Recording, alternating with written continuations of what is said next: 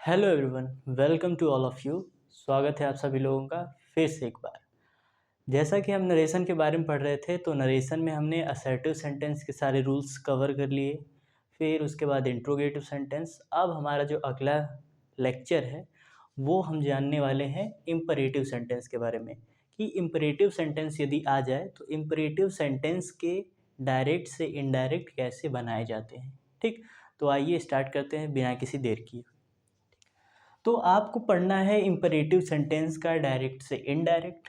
तो सबसे पहले, जैसे आपने इंट्रोगेटिव सेंटेंस के बारे में जाना था, उसी तरह ये जानिए कि इम्परेटिव सेंटेंस क्या होते हैं। तो इम्परेटिव सेंटेंस जो होता है वो होता है आदेशात्मक वाक्य, जिसमें हम किसी व्यक्ति को कोई आदेश देते हैं।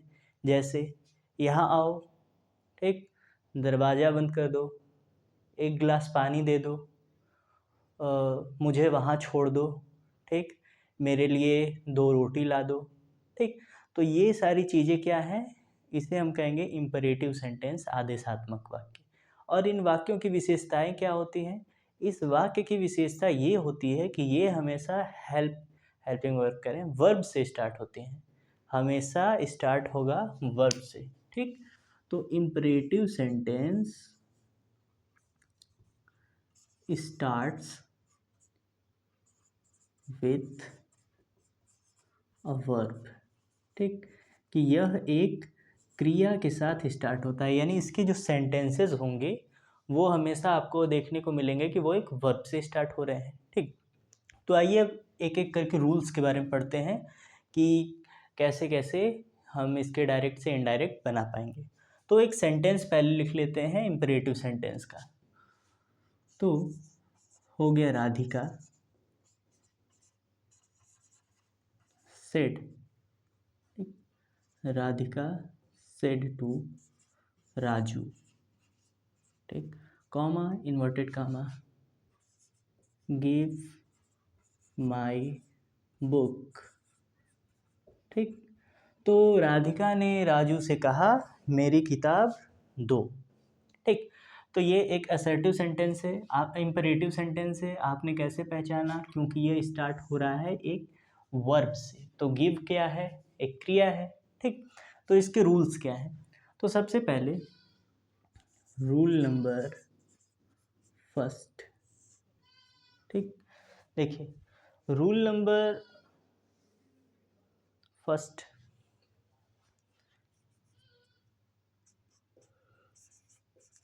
कि से टू आए या सेड टू आए। ठीक, कि सेंटेंस में यहाँ पर से टू आए या सेड टू आए का परिवर्तन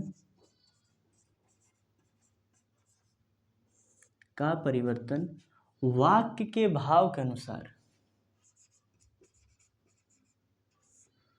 वाक्य के भाव के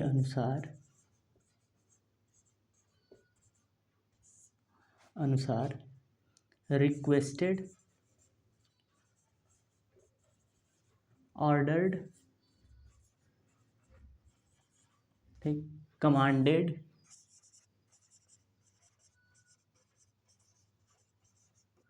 सजेस्टेड, एडवाइस्ड आदि में कर दिया जाता है, आदि में कर दिया जाता है। ठीक, तो पहला रूल असर्टिव इम्परेटिव सेंटेंस का ये है कि जब कभी भी से टू आएगा या सेड टू आएगा तो डायरेक्ट से इनडायरेक्ट बनाते समय उसका परिवर्तन आप requested, ordered, suggested, commanded, advised वगैरह में लगा देंगे। ठीक, कर देंगे। अब इसका अर्थ क्या है? रिक्वेस्ट का मतलब निवेदन करना।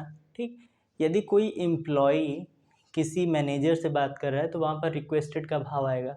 यानी जब कोई बड़ा व्यक्ति छोटे व्यक्ति से कुछ चीज़ मांग रहा होगा या कुछ कह रहा होगा तो वहाँ पर आप रिक्वेस्टेड लगाएंगे। ऑर्डर्ड कब लगाएंगे? जब बड़ा व्यक्ति छोटे व्यक्ति से कोई कार्य करने के लिए कह रहा हो। ठीक, तो वहाँ पर ऑर्डर्ड लगाएंगे। जैसे teacher said to the student leave the class. ठीक, यानी जो अध्यापक है उसने विद्यार्थियों से कहा कि कक्षा को छोड़ दो। ठीक, यानी कि क्लास से जाओ। तो यहाँ पर ऑर्डर्ड हो जाएगा क्योंकि बड़ा व्यक्ति छोटे व्यक्ति से कुछ कह रहा है। कमांडेड का प्रयोग कब किया जाता है? कमांड का अर्थ होता है निर्देश देना। तो निर्देश का प्रयोग केवल तब किया जाता है जब कोई डायरेक्टर किसी हीरो या हीरोइन से कोई कथन स्टेटमेंट कहे, या फिर उसके बाद कोई सेना से संबंधित उच्च पदाधिकारी अपने छोटे पदाधिकारियों से बात करता है। जैसे colonel said to the soldiers let's attack. ठीक, यानी कि कर्नल ने सैनिकों से कहा कि चलो आक्रमण करते हैं। सजेस्टेड यानी सुझाव वाली बात कब कही जाती है? ठीक, कि जब सजेस्टेड आप कब लगाएंगे कि जब आपकी एज के बराबर, जैसे एक मित्र दूसरे मित्र से बात कर रहा है तो उस समय, यानी माता पिता का ना हो, एक व्यक्ति दूसरे व्यक्ति से नॉर्मल कह रहा हो, यानी एज लिमिट अगर लगभग समान हो, तो वहाँ पर सजेस्टेड का प्रयोग करेंगे यदि कोई व्यक्ति आपसे कुछ कहता है। जैसे Heena said to me you should read, ठीक, नहीं लेट अस रीड, ठीक, कि उसने मुझसे कहा कि चलो पढ़ते हैं। तो वो मेरी एज के बराबर है। अगर यही बात मेरे माता या पिता कहते हैं, ठीक, लेट अस रीड, कि चलो पढ़ते हैं, तो वहाँ पर एडवाइस की बात हो जाएगी। ठीक, तो सजेस्टेड का मतलब है सजेस्टेड तब लगाएंगे जब सेम एज के पर्सन आपस में बात कर रहे हों और कोई सजेशन दे रहे हों, सुझाव दे रहे हों।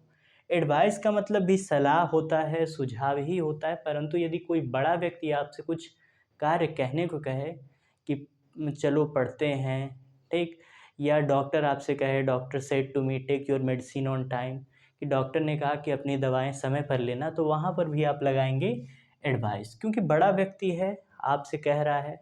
देखिए सजेस्टेड और एडवाइस में अंतर क्या है, ठीक, कैसे आप क्लियर कर पाएंगे कि सजेस्टेड लगाएं या एडवाइस लगाएं? तो उसके लिए नॉर्मल प्रोसेस है। सजेस्टेड का मतलब होता है, वास्तविक अर्थ देखा जाए तो सुझाव, कि यानी कोई व्यक्ति आपसे कुछ कहने को कह रहा है और आपने उसकी बात को माना तो भी कोई ख़ास फ़र्क नहीं पड़ा, और नहीं माना तो भी कोई ख़ास फ़र्क नहीं पड़ा, तो वहाँ पर आप लगा सकते हैं सजेशन।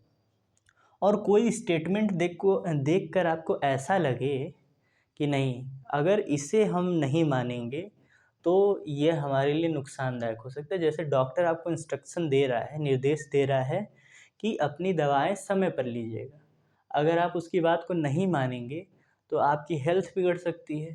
ठीक, तो इसका मतलब वहाँ पर एडवाइस लगाना होगा। अध्यापक कह रहे हैं कि यह उम्र आपके पढ़ने की है, आप पढ़ लीजिए।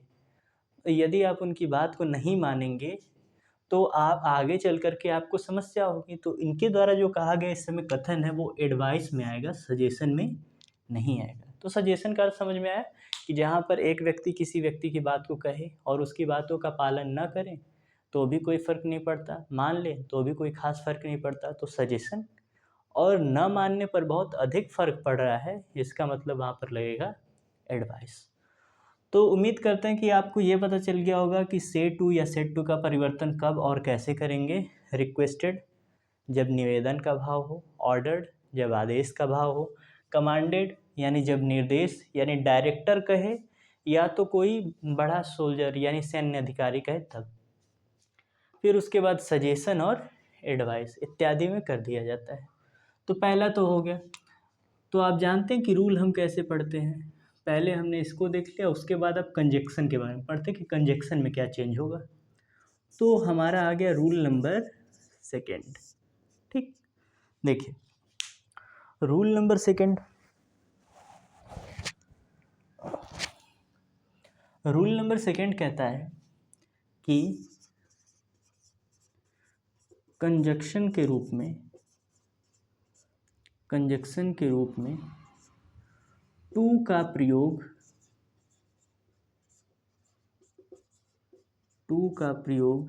किया जाएगा।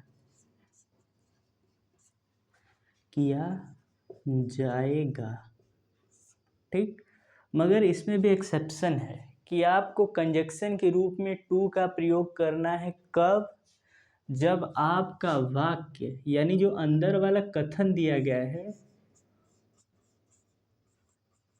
वो अफर्मेटिव सेंटेंस हो। ठीक, अफर्मेटिव का मतलब साधारण वाक्य हो, नकारात्मक वाक्य नहीं होना चाहिए। अंदर का वाक्य सिंपल सेंटेंस है तब वहाँ पर सिंपल की तरह उसमें नॉट नहीं आया है, तो उस कंडीशन में आप कंजक्शन लगाएंगे टू। ठीक, समझ में आया। और तीसरा रूल नंबर 3, कंजक्शन के रूप में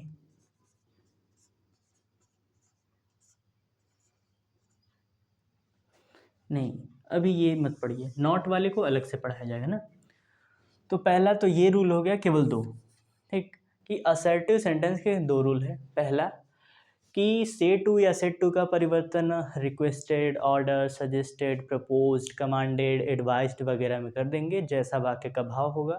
दूसरा ये बताया गया कि आपको कॉमा को हटाने के बाद कंजक्शन के रूप में प्रयोग करना है टू का। ठीक, तो कंजक्शन के रूप में प्रयोग करना है टू का।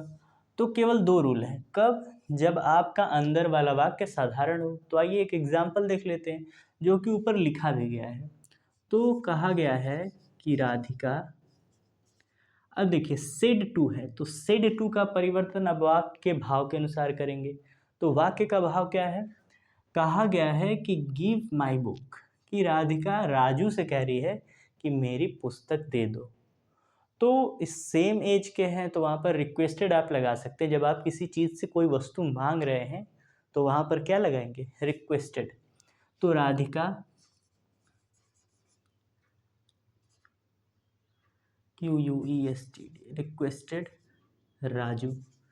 राधिका ने राजू से कहा, राधिका रिक्वेस्टेड राजू, यानी राधिका ने राजू से निवेदन किया।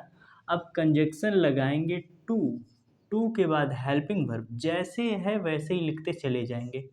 टू गिव, अब देखिए यहाँ पर आया है माई, तो आई से बनता है माई, तो आई है फर्स्ट पर्सन, तो चेंज होगा सब्जेक्ट के अनुसार। तो सब्जेक्ट यहाँ पर क्या है? राधिका। ठीक, तो राधिका है, लड़की है, तो उसके लिए प्रोनाउन प्रयोग करेंगे सी। यहाँ पर आई है तो अपना के लिए लगा है माई, मेरी पुस्तक। तो यहाँ पर सी है तो सी के लिए अपना के लिए क्या लगेगा? हर, और आगे हो जाएगा बुक। ठीक, देखिए राधिका का राधिका रहा, सेट टू का परिवर्तन आपने वाक्य के भाव के अनुसार किया रिक्वेस्टेड, और उसके बाद कंजक्शन लगाया आपने टू, बाकी चीज़ों को वैसे ही रख दिया। माई आई से बनता है तो आई होता है फर्स्ट पर्सन, चेंज करते हैं आप सब्जेक्ट के अनुसार। तो यहाँ पर सब्जेक्ट है राधिका, राधिका लड़की है तो सी हो गया, तो सी के अकॉर्डिंग चेंज करेंगे तो यहाँ पर हो जाएगा हर। ठीक, तो उम्मीद करते हैं कि आपको ये चीज़ें समझ में आ रही होंगी। अगर नहीं समझ में आया तो एक सेंटेंस और लेते हैं। ठीक, टीचर सेड टू बॉयज, अध्यापक ने लड़कों से कहा लर्न योर लेसन। ठीक, लर्न योर लेसन। तो टीचर का भाई साहब टीचर ही होगा, क्योंकि टीचर बेचारा टीचर ही रह जाता है। आगे देखिए सेड टू है। अब सेड टू का परिवर्तन आपको बताया गया कि वाक्य के भाव के अनुसार करना है, और आपको बताया गया कि जब बड़ा व्यक्ति छोटे से कुछ करने के लिए कहे तो वहाँ पर ऑर्डर्ड का भाव होता है। तो यहाँ पर हो जाएगा ऑर्डर्ड, किससे? बॉयज़। और कॉमा को हटाएंगे तो कंजक्शन के रूप में आपको लगाना है टू, उसके बाद हो गया लर्न। अब देखिए यहाँ पर आया योर। ठीक, तो यू से बनता है योर। यू कौन सा person? Second person. Second person को आप चेंज करते हैं ऑब्जेक्ट के अनुसार। अब देखिए, ठीक, यू है सेकंड पर्सन, आप चेंज कर रहे हैं बॉयज़ के अनुसार, तो बॉयज़ क्या है? Third person. मगर बॉयज़ ये जो थर्ड पर्सन का ये है क्या है? प्लूरल है, इसलिए यहाँ पर भी प्लूरल लगेगा। ठीक, तो यहाँ पर यू के लिए अपना के लिए लगा है योर। ठीक, तो यहाँ पर बहुत सारे लड़के हैं तो उनके लिए प्रोनाउन प्रयोग करेंगे दे, और दे का अपना के लिए हो जाता है दियर, THEIR, दियर लेसन। ठीक, ऐसे यू है सेकेंड पर्सन, चेंज होता है ऑब्जेक्ट के अनुसार, यानी बॉयज़ के अनुसार चेंज होगा। बॉयज़ के लिए बॉयज़ थर्ड पर्सन है और बहुत सारे हैं, इसलिए हम प्रयोग करेंगे दे, और दे के लिए अपना के लिए लगता है दियर। ठीक, तो यहाँ लग गया दियर। तो आई होप कि आपको ये सारी चीज़ें समझ में आ रही होंगी। ठीक, अब चलते हैं थोड़ा आगे। ठीक, तो पहला तो ये बताया गया, ये रूल तब के लिए है जब आपका अंदर वाला वाक्य अफर्मेटिव की तरह व्यवहार करे।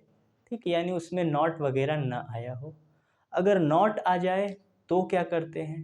ठीक, तो अब उसके लिए रूल देख लीजिए कि यदि नॉट आ जाए तो क्या करेंगे।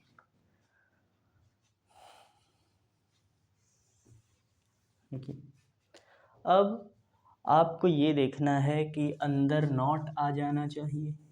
Not not not, why not?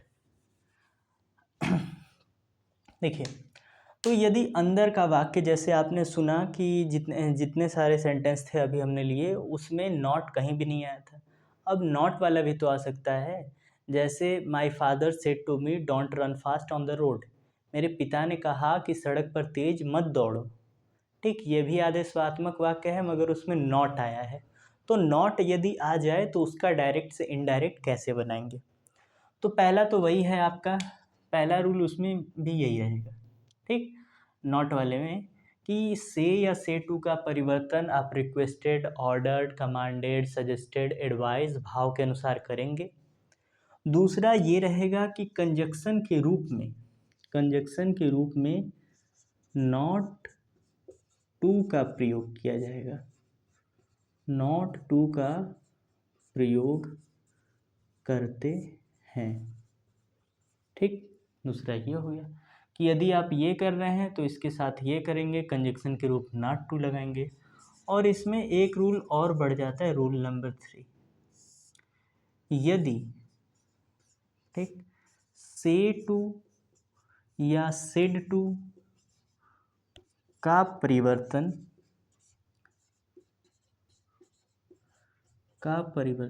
Forbid, FORBED, forbid में करने पर कंजक्शन के रूप में टू का प्रयोग किया जाता है।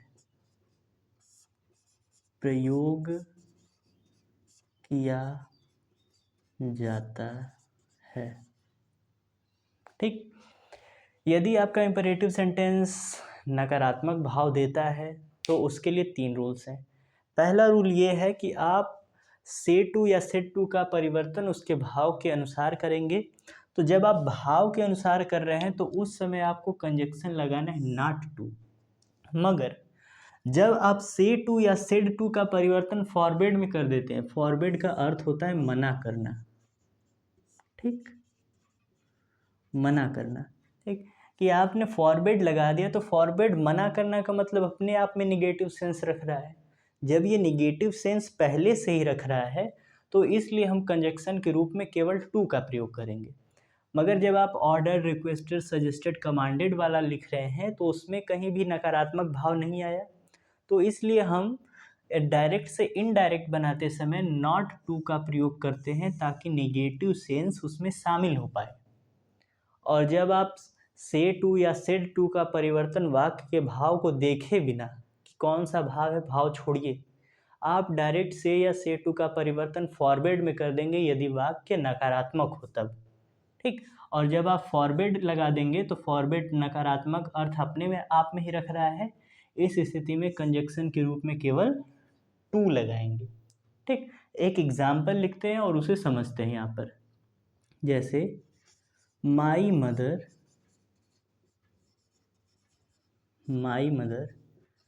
सेड टू मी, मेरी माता जी ने मुझसे कहा, डोंट प्ले इन सन। ठीक, my mother said to me don't play in sun, मेरी माता जी ने मुझसे कहा कि धूप में मत खेलो। ठीक, धूप में मत खेलो। अब देखिए इसमें नॉट वाला भाव आ गया भाई साहब, नॉट आ गया, नॉट नॉट नॉट। अब देखिए इसको हम कैसे बनाएंगे, बनाने का साधारण दो तरीके हैं आपके पास, एक फॉरवर्ड से बना सकते हैं या एक पहले वाले रूल के हिसाब से। तो पहले इन दोनों का यूज़ करके बनाते हैं, रूल नंबर फर्स्ट और सेकंड। तो उसमें कहा गया है कि आप जो सेड टू है, सेड टू का परिवर्तन भाव के अनुसार करेंगे। अब माता जी कुछ कह रही हैं हमसे कहने के लिए, तो वो हमसे निवेदन तो करेंगी नहीं, उनका उनकी सभी बातें हमारे लिए ऑर्डर ही होती हैं। ठीक, देखिए तो माता जी का आ गया भाई साहब ऑर्डर, तो ऑर्डर्ड मी, मेरी माता जी ने मुझे आदेश दिया। ठीक, अब जब आपने ऑर्डर्ड लगा दिया तो यहाँ पर कोई भी ऐसा वर्ड नहीं मिल रहा है जो ये डायरेक्ट से इनडायरेक्ट बनाते समय ये बता पाए कि वाक्य का अर्थ नकारात्मक है, इसलिए हम कंजक्शन के रूप में प्रयोग करेंगे नॉट टू। ठीक, अब नॉट टू जैसे ही आप लगा देंगे तो नकारात्मक भाव यहाँ पर आ गया, तो आप ये जो डोंट शब्द है इसको आप हटा देंगे और टू के बाद आप रखेंगे वर्ब यानी प्ले इन सन, और ये आपका डायरेक्ट से इनडायरेक्ट बनकर कंप्लीट हो गया। तो my mother ordered me not to play in sun, मेरी माता जी ने मुझे आदेश किया कि धूप में मत खेलो। ठीक, अगला देखिए, पहला तो हो गया कि जब आप इसके अनुसार suggested, order, advised, requested, proposed वगैरह लगाएंगे तो उस समय आपको कंजक्शन लगाना है नॉट टू।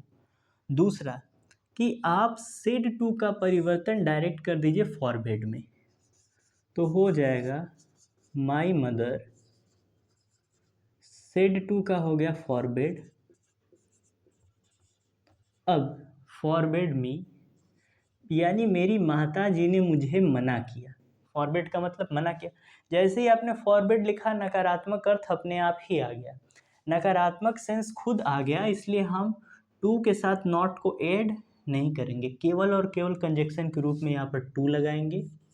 नकारात्मक भाव यहाँ पर पहले से स्थित है इसलिए डू नॉट को भी नहीं लिखा जाएगा, डायरेक्ट आ जाएगा प्ले इन सन।